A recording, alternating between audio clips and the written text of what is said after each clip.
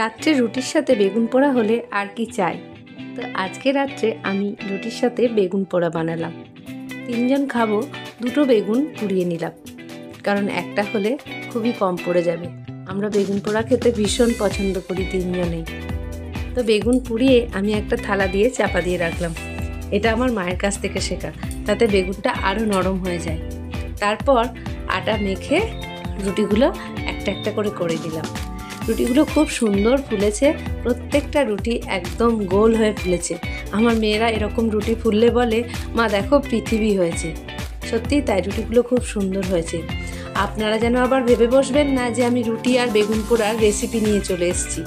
আমি এটা কাউকে শেখাতে আসিনি, এটা বললে খুব বোকা বোকা হয়ে যায়। আসলে বেগুন পোড়া আমাদের বাঙালির কোন ঘরে হয় না বলুন তো।